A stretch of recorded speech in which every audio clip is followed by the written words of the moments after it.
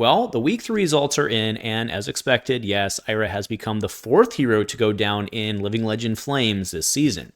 Headed into week 4, things look pretty open overall, right? And I think it's pretty likely that we may have seen the last LL this season. So let's take a look at the points and projections and talk who's positioned well into the last week of Skirmish season. A huge shout out to our channel members for supporting what we do here. If you want to get involved with the channel and the Dice Commando community, please consider joining if possible with your support. You can show that support with a like, a subscribe, and by leaving us a comment and sharing your feedback. Community first, and go Commando. Hey there, my flesh and blood friends. Welcome back to Dice Commando and Go Again, a fabulous cast doing our week 3 check-in for Skirmish Season 8, looking at not only the current points totals, but projections for the last week of the season coming next weekend, obviously, because that's how it works. And who's well positioned. So no surprise, it's all out there in the blogosphere or whatever we call it these days. Ira's gone. I do want to take a moment and pour one out for my homies or whatever, right? It's a big emotional loss for the game because she's the learn to play hero, and actually they just got their digital learn to play client up, which uses Ira. And again, that's not a problem. It's a learn to play type thing. It still functions, but she was the OG of the OGs, and it's sad, right? You have to admit it's sad, but let's be honest. Ira has definitely, early on, she definitely dominated for a long time, and lately she's kind of been that.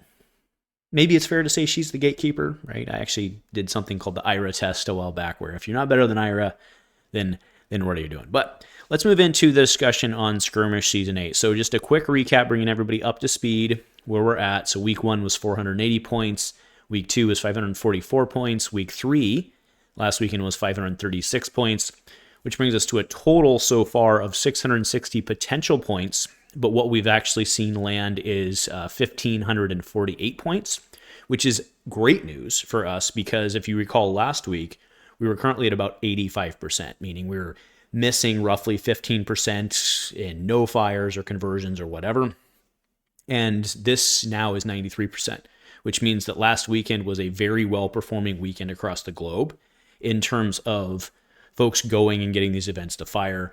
We had really good coverage from last weekend, so that's great news that, maybe the issue was just simply that it started Worlds Weekend, took people time to get back, recover, and get out to their events. Maybe that was absolutely, from a global standpoint, I think that's a very fair possibility within all that. All right, so just a quick recap of what we saw last week. I'll go ahead and throw up the spreadsheet now, and then we'll talk through it in a second. But last week, we saw Ira pull down 136 points.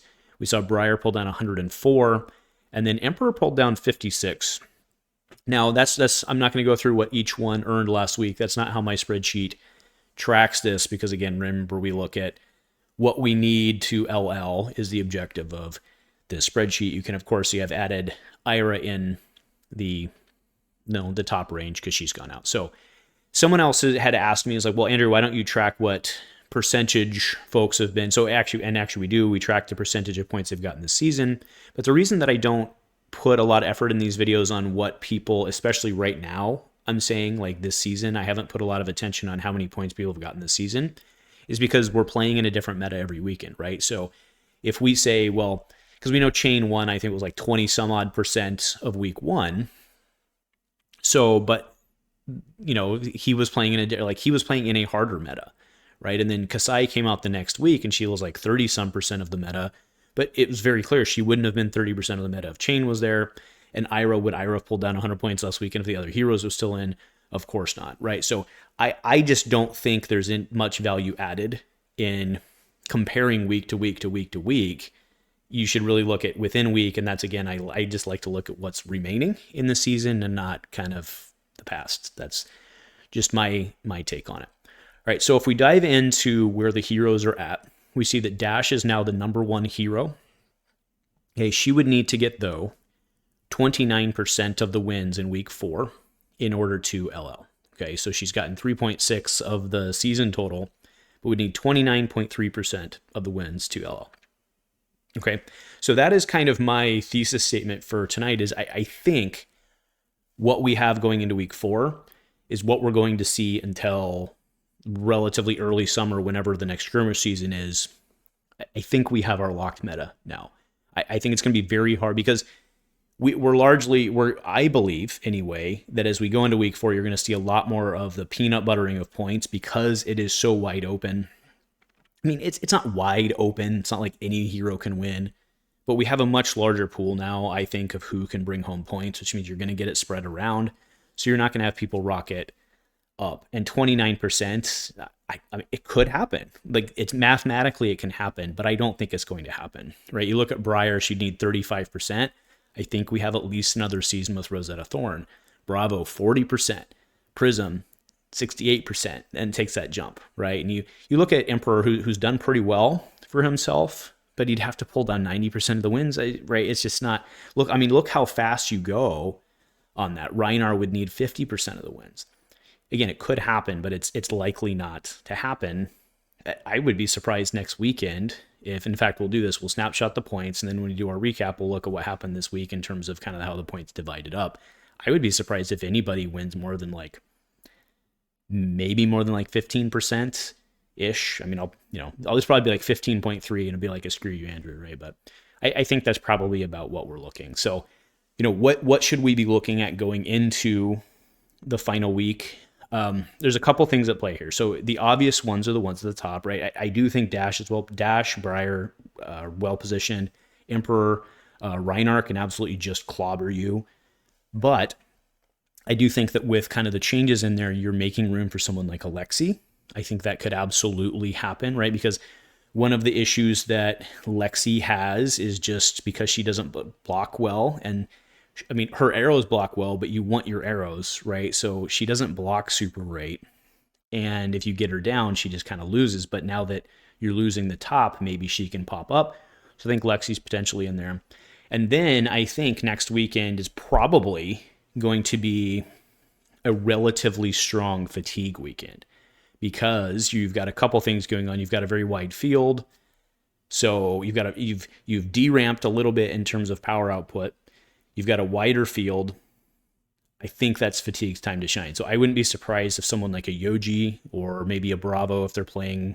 I mean, Bravo always kind of does his thing, but I think, maybe it's like the time of a Yoji or something like that.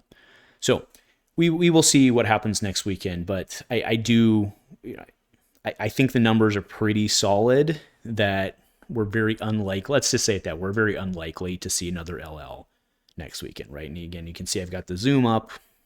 It jumps pretty fast on the percentage of wins you'd have to get.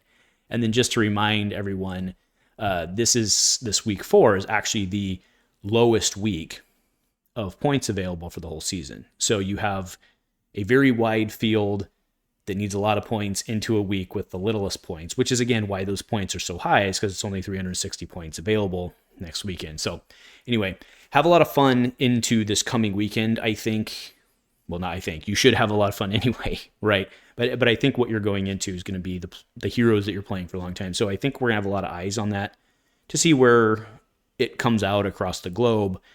That said, because it's so wide open and so new, does it really mean anything? Probably not, right? Probably not. So we'll have some time to innovate. We've got a new set coming out in February, and we'll go from there. But yeah, I think 4 heroes going down, while unprecedented, let's be honest with ourselves, it could have been worse, right? We could have lost 5 heroes. We could have lost more heroes. The points were technically there, but it was just not with the way that the power levels work. So anyway, that's it for me. Thanks for checking in for the week 3 recap. We'll be back next week for a final recap of the season, and then head into the next, 6-8 months? No, it'd be like 6 months of Blitz being Blitz. So anyway, thanks folks. Let me know in the comments what you're thinking. If you agree with any of my analysis, disagree, what are you going to play this weekend? That's the real question. Let me know below. Nothing else. Go Commando.